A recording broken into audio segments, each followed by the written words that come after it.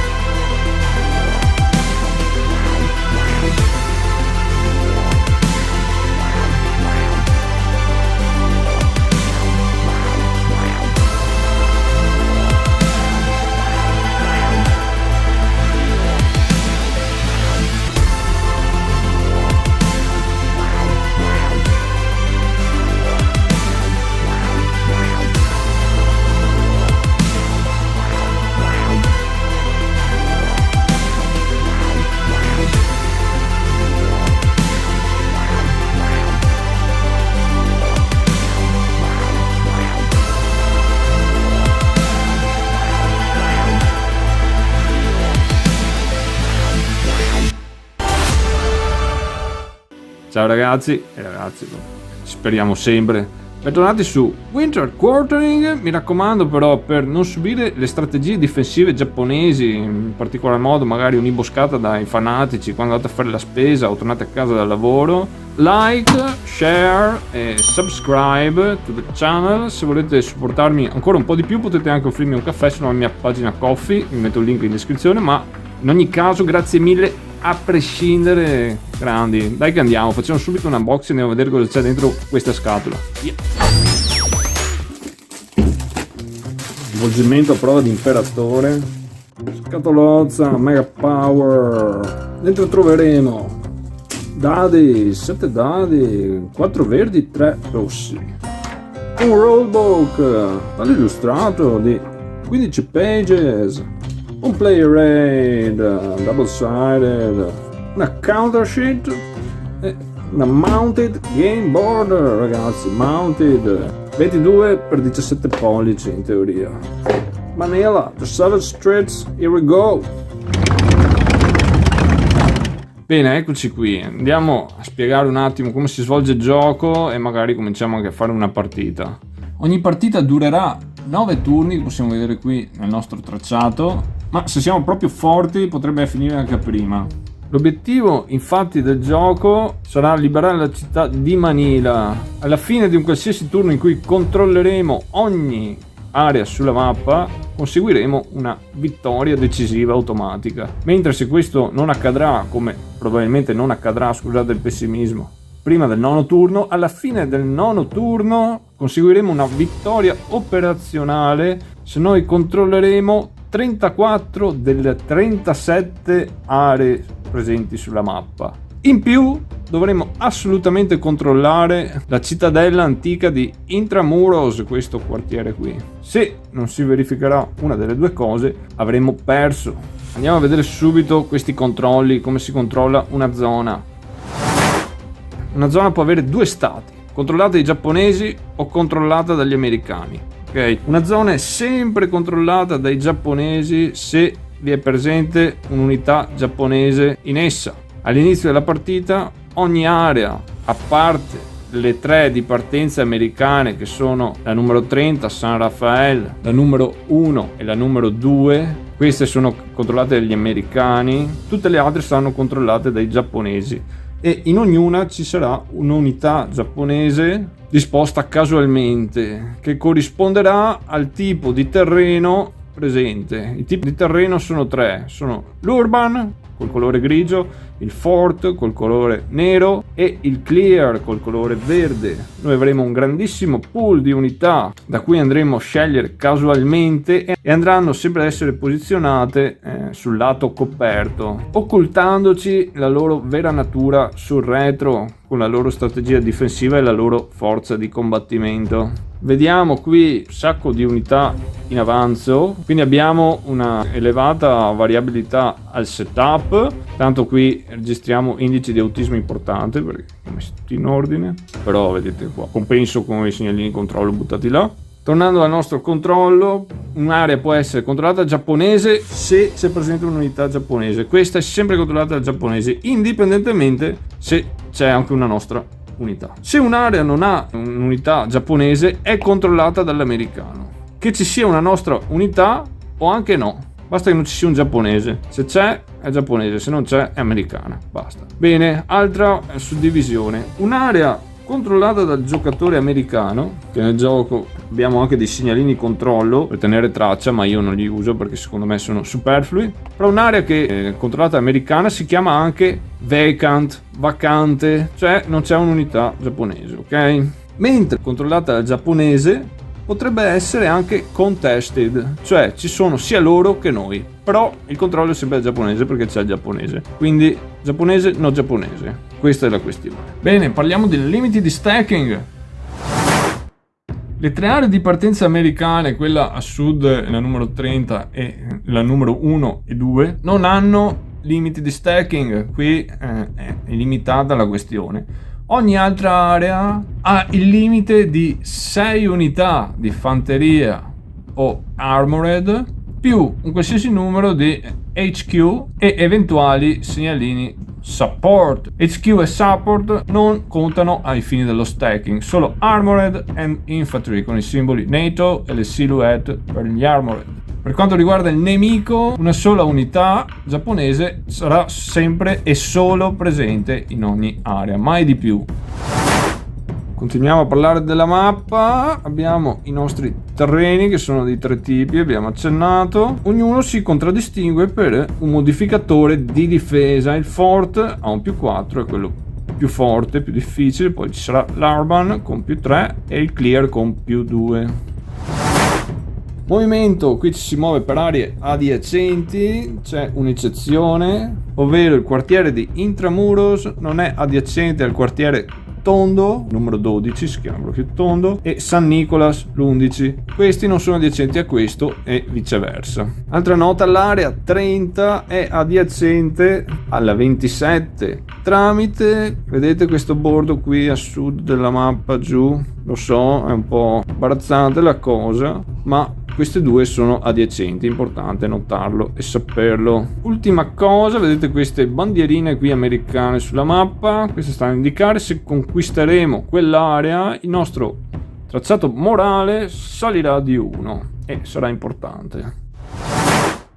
Quindi abbiamo eseguito il nostro setup, disposto tutti i giapponesi sulla mappa casualmente, in più abbiamo messo le unità americane che partono nelle loro zone apposite. Vedete, ogni zona è contraddistinto da una parent formation, cioè il simbolo della divisione. Qui abbiamo l'airborne, ogni unità ha il simbolo della divisione corrispondente all'area in cui va piazzato. Oppure quelle nella parte nord abbiamo anche il numero dell'area qui in alto a destra in cui andremo a piazzarlo, oltre che al simbolo della sua division. Quindi questo qua, area 1, con loro. Abbiamo poi i tracciati, il tracciato del morale che all'inizio è a 19 al massimo, siamo gasatissimi, il tracciato dei turni ovviamente il turno 1 e un tracciato per andare a registrare la nostra supply al momento 0, perché vedremo di quante risorse disporremo nella fase di supply. Sono poi presenti nel gioco i segnalini di controllo area, io non li uso perché secondo me sono inutili, ma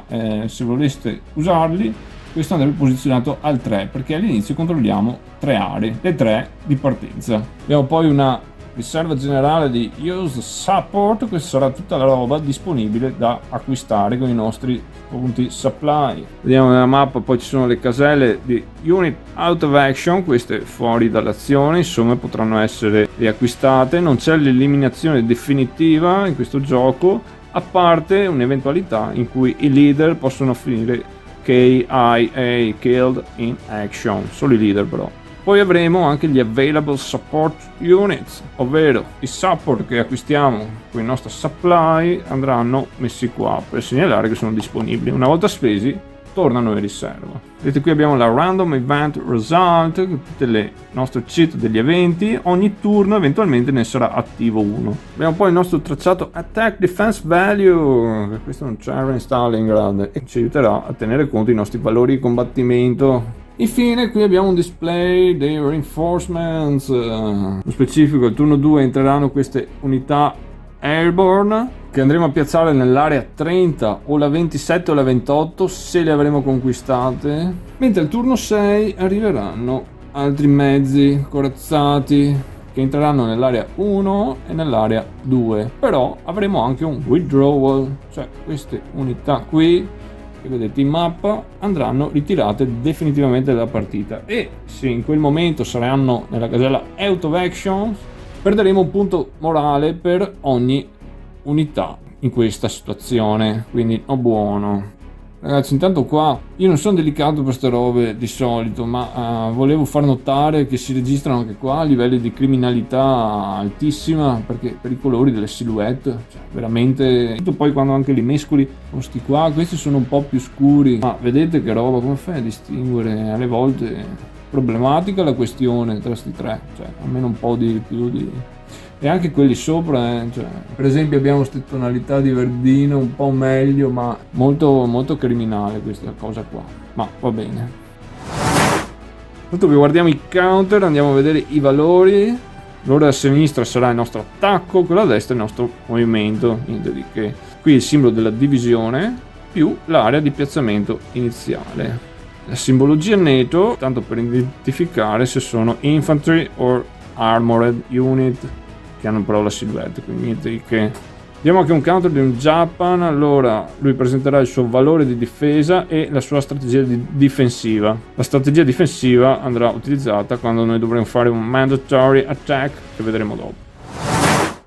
La sequenza di turno è molto semplice, c'è una down phase in cui andremo a piazzare rinforzi e verificare eventuali uccisioni dei leader in azione. Poi avremo una Random Event Phase in cui verificheremo l'evento del turno corrente, poi ci sarà la Supply Phase, guadagneremo supply, andremo a spenderle e poi nel cuore del gioco la Combat Phase dove si muove e si dichiarano attacchi finché abbiamo unità fresh che non sono spese, perché la caratteristica di questo gioco qui è che l'unità quando si spende viene capovolta e così non può più essere attivata. Poi ci sarà una end phase in cui lavori di routine, cioè ci sarà un victory check, perderemo sempre uno di morale e andremo a mettere ogni unità nel suo lato fresh, quindi riutilizzabile per il prossimo turn. E poi riavvolgi e ripeti. Dai la cera, togli la cera e eventualmente fai volare qualche santo.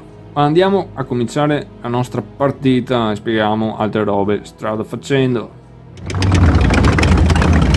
Bene, down phase. Nel primo turno non si fa niente ragazzi, perché rinforzi non ne abbiamo. Eventualmente il nostro turn record track ci dice anche i rinforzi, ma abbiamo solo nel turno 2 e 6. Leader kill in action neanche. Permanent withdrawal non ne abbiamo, perché è quello che si verifica nel turno 6. E quindi si va subito alla random event phase. Quindi random event phase, andiamo a tirare 3 di 6 e li sommiamo. È uscito un 13, ragazzi, che corrisponde all'11ª Airborne Post, cioè questo turno non combina un cavolo, si può solo muovere ma non può partecipare, condurre attacchi, ma al primo turno e al nono turno, cioè il primo e l'ultimo turno di gioco, si ignora ogni risultato post e anzi lo faremo corrispondere invece a un no result. Diciamo anche un'altra regola: ogni qualvolta una divisione risulta post dall'evento per 2 turni di fila, si ignora il secondo risultato di pausa, sarà trattato come un no result. Vediamo qui i vari eventi, ci sono anche possibilità tipo di eventuali breakout, qualche offensive, questo è double sided, Shimbo può fare offensive o breakout e il Kenbu dipende dal group, mentre qui abbiamo i civilians refugees, componente importantissima, che vediamo anche com'è posizionata, e in media questi saranno i risultati più facilmente ottenibili dal 9 al 12 tirando 3 dadi, 6, 12, 18 dal 9 al 12, che mi sembra molto giusto, che è una componente importantissima, fondamentale di questo tragico episodio. Questo qua è una roba molto dannosa per noi, perché avremo un malus di -1 ad ogni nostro mandatory attack, poi vedremo meglio. Ragazzi, a me gli eventi mi piace tenerli qua sul loro riquadro corrispettivo. Quando ne ho uno in uso lo metto sull'immaginetta qua, che l'immagine è bella però insomma non serve un tubo, quindi quello è in corso, io lo adopero così. Alternativamente potete metterli tutti fuori al tabellone e quando avviene un evento lo mettete qua, o insomma potete mettervelo anche su un quadretto appeso al muro, come volete. Comunque questo turno no result, non succede un tubo, andiamo avanti. Allora della supply phase, vediamo cosa ci manda lo zio Sam. Poca roba, perché abbiamo un 5 e un 11 totale, ma nel primo turno di gioco, almeno mi viene buono così sto tiro di dado schifoso, nel primo turno di gioco se tiriamo meno di 12 avremo sempre 12. Quindi come possiamo spendere i nostri supply? Le cose acquistabili sono, al momento possiamo prendere artillery support da utilizzare e spendere nei combattimenti per garantirci un +1 di forza, engineer support per garantirci un +2 di forza, air support per garantirci altri effetti. Altre cose che possiamo fare è aumentare il morale al momento siamo al massimo. Altra cosa molto importante, potremo rimettere in gioco le nostre unità da out of action. Queste andranno piazzate in un'area controllata con unità della propria divisione, ragazzi, si guarda lo scudino, il simbolo, oppure nell'area di deploy iniziale, ok, corrispettiva, quindi 1, 2 o 30. Se non riuscite a far quadrare i conti e spendere tutti i punti supply, ragazzi, non preoccupatevi, perché ogni accumulo potete portarvelo nei turni seguenti, quindi non scadono. Quello che faremo noi in questo turno è comprare 3 engineer support, ci costano 2 l'uno, quindi su questi sono 6, e poi andremo a acquistare anche 6 artillery support, quindi sono altri 6 points, quindi spendiamo tutti, siamo avidi. Li mettiamo qui nella nostra riserva per segnare che sono available. Se questi non li spendiamo tutti nel turno seguente, non preoccupatevi, perché anche questi li possiamo salvare per i turni successivi. Bene, adesso vorrei precisare però che in questa partita userò tutte le regole opzionali tranne una, cosa che raccomando caldamente a tutti per un'ottima esperienza. Elenchiamole brevemente. La prima è Rubble, ovvero quando attacchiamo i forts o le urban areas non riceviamo il bonus di Combine Arms a meno che non abbiamo presente un Engineer Support. Il bonus di Combine Arms normalmente lo conseguiamo quando abbiamo fanteria più corazzati e o ingegneri o artiglieria. Per averlo quindi nelle urban areas, nei forti, ci serve per forza l'ingegnere, mentre nelle clear andrà bene avere anche l'artiglieria. Oltre a questo, un attacco a una zona con un forte, se è successo, non può mai conseguire un risultato overrun, che è una roba bella, diverso da Stalingrad. Un'altra regola opzionale è il Nicholas Airfield. Praticamente i paracadutisti non possono attaccare nessun'altra area finché questa non è conquistata oppure non è contested, e se non l'hanno presa alla fine del turno 3 perdiamo 1 di morale, perché Nicholas Airfield era heavily defended, pesantemente difeso, e l'11ª aviotrasportata non poteva semplicemente ignorarlo, ci dice il designer, e noi lo ascoltiamo. Poi utilizzeremo le parent formation, avremo dei malus di -1 all'attacco per ogni divisione che mischiamo, quindi le divisioni con lo scudino qua, se attacchiamo insieme a una divisione col cerchietto rosso avremo un -1 per esempio. Se c'è anche un paracadutista in mezzo, quindi la terza divisione, avremo un -2, quindi ci obbliga a avere una certa dissenso di stacking e di progressione di un certo tipo sulla mappa, quindi bene.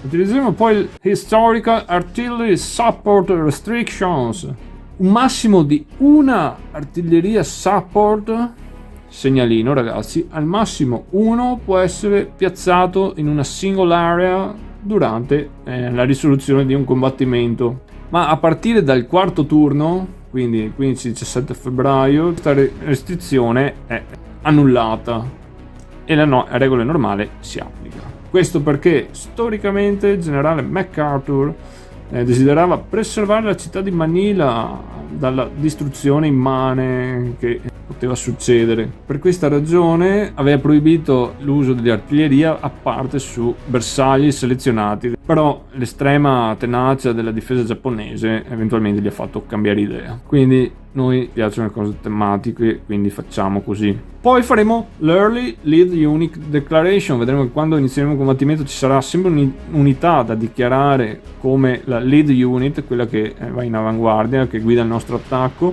Questo dovrà essere fatto con questa regola prima di rivelare l'unità giapponese che la difende, che mi sembra abbia anche senso. L'ultima regola opzionale che non la useremo, è l'unica che non usiamo perché è un mezzo what if, che è l'Air Support, che sarebbe quella che ci permette di usare questi robi qua che sono anche forti. Se vi piacevano questi counter, mi spiace per voi ragazzi, io ve li ho mostrati ma io non li uso. Questo perché General MacArthur si è rifiutato di consentire Close Air Support, includendo l'uso di napalm, nonostante tutte le richieste dei suoi sottoposti. Questa regola opzionale ti permette di fare un what if e vedere cosa succede se avesse cambiato idea. Quelli là ti danno vantaggi considerevoli, ma noi siamo masocchisti. Quindi questo era appunto per le optional rules, così abbiamo visto anche queste. Andiamo avanti. Quindi abbiamo fatto la supply phase, adesso c'è la combat phase, quindi si fanno cose ragazzi, dai che andiamo. Andiamo a parlare di com'è composto questa combat phase, perché c'è una cosa che può generare confusione. Allora, un combat phase di un turno, all'interno di un turno avremo molti round. Ogni round consisterà nell'attivazione di un'area. All'interno di quell'attivazione noi potremo attivare tutte, nessuna o alcune delle unità fresh, dato fresco, come questo qui colorato, dentro quell'area. Andremo quindi a muoverle tutte assieme oppure in direzioni diverse e saranno mosse sempre tecnicamente una alla volta nelle direzioni che abbiamo scelto. Andremo a risolvere un combattimento, non siamo obbligati a muovere, fare prima tutti i movimenti poi risolvere i combattimenti, possiamo muovere, risolvere un combattimento, poi muovere, risolvere un combattimento. Non siamo obbligati neanche a dichiarare, come ho detto prima, tutte le unità che andranno ad attivarsi.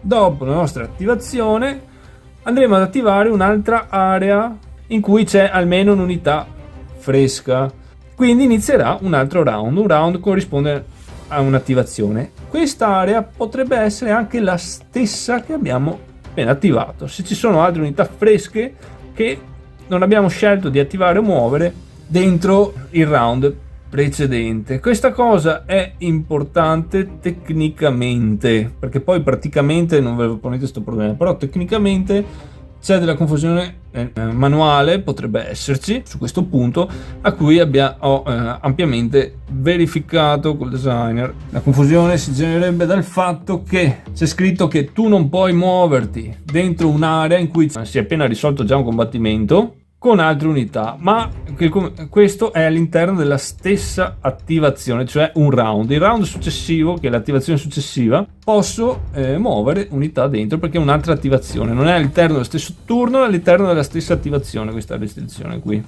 Comunque sono più segmentali che altro perché non vi porrete mai il problema durante la partita, quasi praticamente. Bene, ricordiamoci i limiti di stacchi. Andiamo a attivare quest'area qua, quindi attiviamo loro, lui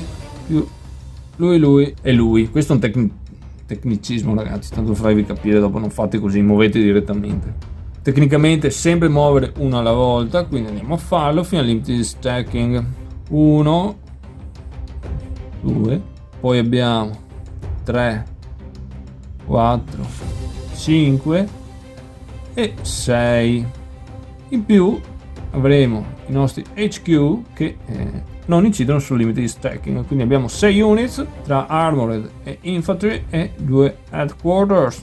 Bene, siamo mossi in un'area dove c'è un giapponese internato nascosto dal suo lato, in cui indica il terreno. Quindi dobbiamo fare un mandatory attack, siamo obbligati ad attaccare. Se questo fosse già rivelato potremmo entrare dentro e scegliere di attaccare con alcune, tutte o nessuna delle unità che abbiamo appena attivato. Se ci fossero state altre unità americane dentro, queste non avrebbero potuto unirsi in attacco. Noi attacchiamo sempre solo con quelle che attiviamo. In questo caso qua ci siamo mossi qua, quindi mandatory attack. Quindi la prima cosa che si fa sempre, e prima di, con la nostra regola opzionale, prima di verificare lui, è indicare la nostra lead unit, cioè quella che conduce l'attacco, che va avanti. Noi indichiamo il nostro corazzato perché quella più forte, insomma, ci conviene, pericoloso ma ci conviene. Bene, ora prima di espletare la procedura di combat resolution, prima, molto importante ragazzi, prima si rivela l'unità Japan. In questo caso qua abbiamo un'elite è molto forte giustamente, invece dei normali 2 di 6 che il difensore tira in combattimento, loro ne tireranno 3 e scarteranno quello più basso. Bene, altra cosa da dire, la strategia difensiva si applica solo la prima volta che avviene un attacco in quella casella, cioè durante un mandatory attack. Le volte dopo non si applicherà la strategia difensiva, che in questo caso qua è dell'elite. Bene, procedura di attacco ragazzi. Designare l'unità lead attacking unit, ma noi con la nostra regola opzionale lo facciamo prima di rivelarla, come abbiamo detto. Secondo punto importantissimo, place support markers into area. Vedete, per quello è importante rivelare quella prima, perché adesso noi possiamo scegliere cosa spendere e quando e come dei nostri artillery engineer. Noi forse qua ci sentiamo audaci, ma utilizziamo le 2 artillery e non utilizziamo neanche gli engineers. Bene, dopo bisogna ottenere i totali di valore d'attacco e di difesa. Allora, il nostro difensore avrà difesa 6, come quello dell'unità, più il terreno, quindi 9, discreto. Eventualmente, se il nostro morale fosse 9 o inferiore, avrebbe anche un ulteriore più 1. Quindi è importante avere il morale alto. Il nostro valore d'attaccante invece sarà il valore d'attacco della nostra Legion Unit, quindi sarà un 6 più ogni altra unità che partecipa all'attacco. Quindi avremo 1, 2, 3, 4, 5, 6, 7. Quindi abbiamo un 13 più l'artillery support ci dà più 1 per ogni segnalino, quindi siamo a 15. Se questa, perché abbiamo la regola opzionale, ma normalmente questo ci darebbe anche un combined arms di più 1, ma con la nostra regola opzionale per averlo dobbiamo avere gli engineers nei forti, così ce l'avremo solo nei clear. Quindi abbiamo detto che siamo a 15, più abbiamo un più 1 bonus morale perché è a più di 9, è a 10 o superiore. Noi ce abbiamo 19, quindi il nostro totale qui è 16. Per questo qua ci sono i vostri segnalini col tracciato qua ragazzi da usare, vi garantisco che è comodo. Bene, piccola nota sugli HQ. Come potete vedere loro non hanno un valore d'attacco, hanno un asterisco. Questo significa che loro possono aggiungere il loro valore come unità presente nell'attacco, quindi un più 1, solo se hanno altre unità di fanteria del loro HQ presenti in quell'attacco. Quindi vedete, lui è aggiunto perché hanno loro, lui è aggiunto perché ha i suoi, tutto qua. E notare anche qua i colori un po' criminali, dai, qua meglio, però i paracadutisti disastro. Bene, 9 contro 16, finita qua? No, bisogna tirare 2 di 6 per l'attaccante e 2 di 6 per il difensore, sommandoli a questi valori qua. Loro che sono elite tirano 3 di 6 e scartano il più basso, quindi capite? Pericolo. Oh, beh, è chiaro. Allora, ho fatto 12, noi abbiamo fatto 7. Quindi noi andiamo a 23 e loro vanno a 21, 20, cioè, per fortuna. Bene, analizziamo i risultati del combattimento. Se il valore dell'attaccante è inferiore a quello del difensore, e questo è un mandatory attack, cioè siamo entrati per la prima volta, abbiamo rivelato e siamo obbligati ad attaccare, lui ci fa un repulse, quindi ci respingerebbe indietro. Torneremo all'area di partenza, la nostra lead unit andrebbe out of action, ok, via, potremo recuperarlo in un turno successivo. Altra roba ancora più grave, perderemmo 1 di morale, disastro, e tutte le unità ovviamente che si ritirano diventano spent, cioè tutte hanno finito di giocare questo turno. Se invece il nostro valore d'attacco pareggia il valore di difesa, ci sarà uno stalemate, stallo alla messicana, quindi nessuno si fa niente, tutte le unità però restano nella stessa area e si girano nel lato spent, tutte quelle che hanno partecipato all'attacco, ok? Quindi se ce ne erano già qua alcune che magari, e questo magari non era un mandatory attack, loro no, andrebbero spese se non hanno partecipato all'attacco. Come nel nostro caso però, siccome abbiamo vinto, abbiamo un valore superiore, l'unità giapponese viene eliminata, e questa, mi raccomando, non confondetela con quelle fuori dal tabellone che avanzano, questa è eliminata per sempre, perché le altre che fuori dal tabellone che avanzano potrebbero entrare con qualche evento, qualche mestizia nemica, quindi dovete utilizzare la stessa, vabbè, piccolezze ragazzi. Quindi noi eliminiamo il giapponese, quindi il nostro controllo di aree si alzerà di 1, ma ragazzi non ha senso tenere traccia del controllo di aree con i segnalini. Se volete sì, va bene, ma basta contare già prima dei segnalini di difensori. Dove non c'è un segnalino di difensore la controlliamo noi che ci siano robe nostre o no. Dato che le aree sulla mappa sono 37, che alla fine della partita ne dobbiamo avere 34, capite che dovete fare conto che ci siano meno di 4 segnalini giapponesi sulla mappa per aver vinto, se no sapete che avete perso, e se le conquistate tutte prima avete vinto, quindi rotture in meno, ingombri in meno in gioco. Dicevamo, se abbiamo conquistato eliminiamo i giapponesi, gli artigli di support eccetera ritornano nella riserva generale che li abbiamo spesi, tutte queste diventano spent, però c'è una possibilità di vittoria che si chiama l'overrun, cioè proprio li spaziamo via. Se noi vinciamo il combattimento con uno scarto superiore, ragazzi, superiore, non uguale, superiore al valore difensivo del nemico, abbiamo conseguito un overrun, quindi è come un success, però non spendiamo le unità, quindi queste sono libere per avanzare, fare robe ancora se vogliamo. Bene, non è questo il caso, quindi le piazziamo tutte spente. Ragazzi, io le metto al contrario perché poi mi trovo bene che girarle così per fare così, perché sennò fare capovolgere in orizzontale è un disastro. E mi metto anche sempre come prima quella che di solito è la lead unit. Abbiamo parlato di punti di movimento, ma raramente avrete problemi per entrare in un'area vacante, come cioè controllata dagli US, da noi, cioè come questa, un punto movimento. Però se questa è adiacente a un giapponese ti costa 2 punti di movimento. Entrare in un'area con un giapponese già rivelato, ok, quindi ti costa invece 3, mentre entrare in un'area contenente un giapponese non rivelato, come abbiamo fatto noi qua prima, ti costa 4. Un attacco invece, ragazzi, ti costa tutti i punti di movimento, però se tu entri in un'area l'attacco è gratis se lo vuoi fare. Quindi prima che noi siamo entrati qua con 4 non abbiamo dovuto pagare ulteriori punti di movimento tecnicamente anche per attaccare. Boh, adesso attiviamo loro, qui muoviamoci dentro qua e proviamo a prendere sto quartiere. Lead unit, il nostro tank da 7 qua, riveliamo, è un fanatico, un disastro ragazzi, perché sti signorini qua per essere sconfitti dobbiamo fare un overrun.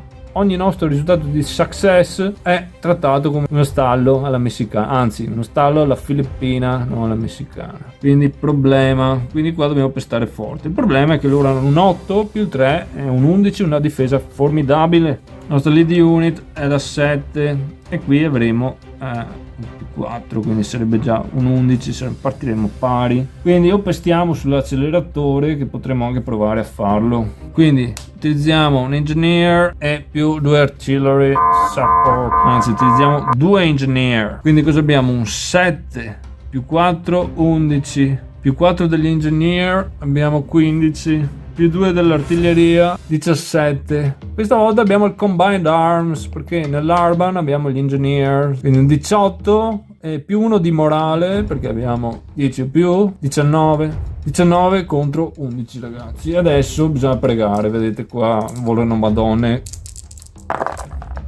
Infatti loro hanno fatto un 11, noi abbiamo fatto un 6, quindi loro sono a 22 e noi a 25. Cioè abbiamo investito tutta sta roba. È uno stallo alla messicana, perché sarebbe un nostro success, ma viene trattato come uno stallo, uno stalemate. Quindi quello che succederà a noi sarà che saremo spent e lui sta qua a guardarci e ridersela. Bene, rischiamo un po', dai. Allora attiviamo ancora quest'area qui. Questa volta qua attiviamo loro 3. Allora, essendo questa un'attivazione diversa dalla precedente, noi possiamo entrare in quest'area qui. Non stiamo infrangendo il limite di stacking, perché qui abbiamo 4 tra infantry e armored, quindi noi portiamo la quinta e la sesta, in più anche l'HQ che non conta nello stacking. Così non siamo obbligati ad eseguire un mandatory attack, possiamo anche decidere di fermarci qua e mettere le nostre unità spent. Ma noi vogliamo attaccare. E quindi quelle che parteciperanno all'attacco saranno queste 3, indipendentemente che quelle all'interno di quest'area siano spent o fresh, ok? Noi attacchiamo solo con quelle che stiamo attivando. Non è possibile in nessun caso mai combinare l'attacco. Quelle che attaccano devono essere tutte attivate. Ora che stiamo attaccando questo qui, che non è un mandatory attack, la sua strategia di difesa non funziona più, quindi non ha più il fanatic, è un 11 semplice vanilla, mentre noi abbiamo un set della nostra lead unit più 8, 9 perché sono additional attacking unit che partecipano all'attacco, l'HQ può farlo perché è una sua infantry, più abbiamo 2 dell'engineer, 11, 12 con l'artillery support, 13 perché abbiamo anche il combined arms nell'urban grazie agli engineers, l'armored più l'infantry, e in più abbiamo un ulteriore più 1 perché abbiamo il morale strong, per un totale di 14 contro 11. Adesso tiriamo i dadi e vediamo se c'è da smadonnare o no. Quindi loro hanno fatto un 19 e noi abbiamo fatto un 20 per poco, ragazzi, quindi abbiamo vinto. Quindi questo eliminated, spesi, e loro sono spent. Bene, è stato però costoso. Bene, continuiamo a attivare. Noi continuiamo ad attivare finché abbiamo voglia, e comunque finché abbiamo unità fresh da spendere. Quello che faremo noi è attivare tutta sta gente e la mandiamo dentro qua. Siamo dentro il limite di stacking, ragazzi, perché abbiamo 6 tra infantry armored e un HQ che non conta. La nostra lead unit sarà il 6-6 qui. Andiamo a vedere cosa succede. Oh, un barrage, simpatici. Qui dobbiamo scegliere se perdere un armored o un infantry prima di risolvere il combattimento, oppure di ritirare tutti da dove siamo venuti e metterli tutti a spent. Considerando che noi stiamo facendo pochi progressi questo turno qua, la loro forza è a 10, potremmo anche perdere un infantry per proseguire l'attacco. Spendiamo la nostra artillery, quindi noi siamo a 6, 7, 8, 9, 10, 11, 12, niente combined arm perché ci sono gli engineers qua con la nostra regola opzionale, e in più abbiamo un più 1 del morale, quindi siamo a 13 contro 10. Tiriamo i dadi per vedere se dobbiamo ribaltare tutto. 8 a 8 ci va bene, ragazzi, abbiamo vinto. Abbiamo avuto il nostro payoff, però niente overrun, ragazzi, perché non è abbastanza la differenza da fare più di 7. Quindi questo speso, questi spesi, bene, anche quelli spesi. Loro due non la vedo saggia a provare un attacco qua, perché sennò succedono disastri. Mentre con le nostre unità di Airborne non ci conviene attaccare perché non abbiamo più supporti, siamo in pochi. Oltretutto dovremo per forza attaccare Nichols Airfield, ma questa è una postazione formidabile, quindi meglio stare buoni e aspettare rinforzi. Quindi si è concluso il nostro primo turno, quindi end phase ragazzi, victory check, abbiamo vinto, vittoria automatica, no, è l'ultimo turno, no, quindi si va avanti, -1 al morale ragazzi, -1 al morale ogni fine turno, mi raccomando, ricordatevi. Poi spent unit on the fresh side, quindi vedete qua che agilità, c'è anche un gioco di destrezza dentro, un gioco di strategia con queste scatole. Girate tutte le vostre unità spese e sono pronte di nuovo. Turn 2, quindi down phase, si checca ci sono rinforzi, sì, ci sono. Andremo a fare entrare le nostre Airborne Units, che al momento potrebbero entrare solo qui. E poi ripeti la procedura di prima. Bene, io mi fermerei qui. Penso che il primo turno sia stato, abbiamo spiegato praticamente tutte le regole. Avete visto un attimo come può funzionare. Spero che il video sia stato di vostro gradimento, sia utile. Ora adesso il match me lo finisco da solo, anche perché non vorrei smadonnare troppo davanti alla telecamera. Detto questo, non ho più un cavolo da dire. Questa era Manila, The Savage Streets. Io sono stato James, questo era Winter Quartering. E fino alla prossima, fate i bravi, le brave. Ciao.